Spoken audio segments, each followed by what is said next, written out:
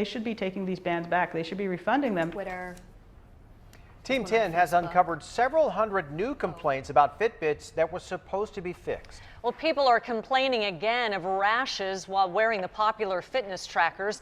Team 10 troubleshooter Kristen Severance is joining us now to explain the new generation of Fitbits were supposed to be fixed already. Kristen? Team 10 has been tracking Fitbit complaints ever since these lawsuits were filed on behalf of Force users here in San Diego. Well, now the company has out new products and we're getting new rash complaints.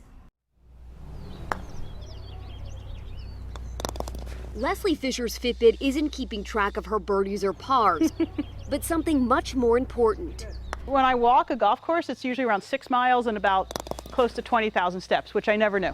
Leslie is 47. She found out she was pre-diabetic 2 years ago.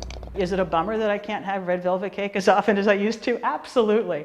But I definitely feel a lot better. Thanks to the high-tech tracker that never leaves her wrist. I'm always using it. It's always providing me the data that I want. Fisher's first Fitbit, the Flex. She was so happy with it, she upgraded to the Force in January of 2014. It felt itchy. It felt itchy, like it almost like, you know, when you get bit by something. Leslie says the rash on her wrist quickly grew to more than an inch long.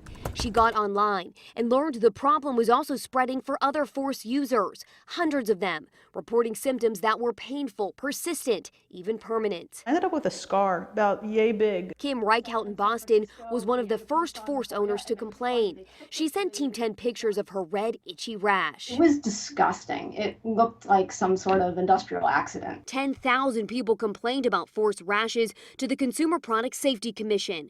Fitbit voluntarily recalled 1 million Force Fitbits in February 2014. Fitbit blamed the rashes on an allergy to an adhesive in the band. They discontinued the other band and then they came out with this one as its replacement. This is the Charge, one of the 3 new models released along with the Surge and Charge HR at the end of 2014. Within a week of owning it, I got another rash. You've had 3 Fitbits. 2 of them have given you a rash. Still the same scratch. It was still everything that I remembered. Fitbit promised the adhesive in the new products would not make contact with the skin, and the products would contain less nickel than the Force. Fitbit's CEO wrote in his blog last fall, independent test results have not found any issues with the battery or electrical systems. But this document obtained by Team 10 from the CPSC raises questions about the cause. This 500-page report shows the agency continued doing its own testing even after the recall, and that chemicals from the battery were a plausible cause of the reactions. And Team 10 found hundreds of new online complaints about rashes. Twitter, here's one on Facebook, review on Reddit, from Surge and Charge owners. Comments like, day 3 with my new won't irritate skin Fitbit Charge.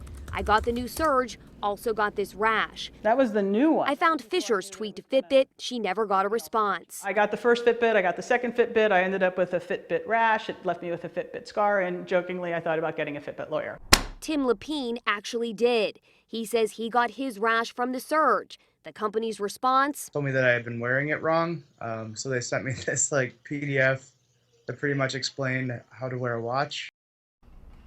Now, although Lapine is represented by the same attorneys who filed the Force lawsuits, I do want to point out that no new lawsuits have been filed on behalf of the Surge, Charge, or Charge HR owners. I happen to have one myself, but they're not the only makers of these exercise watches. Right, they're getting very popular, but Fitbit, they're huge. They're the most known. They have 72% of the market. They tell me they stand by their product, but so many people have them. That's why more complaints are coming in. They did a ton of testing. They believe the adhesive was the problem. They said that people really need to be careful with wearing it. They have care guidelines. I put a lot more from the company on 10news.com, including what to do if you have any problems. Good information. Thank you, Kristen. Thank you. And Team 10 is always working to get results. If you have a story idea or a tip that you'd like to share, just email us at team10@10news.com.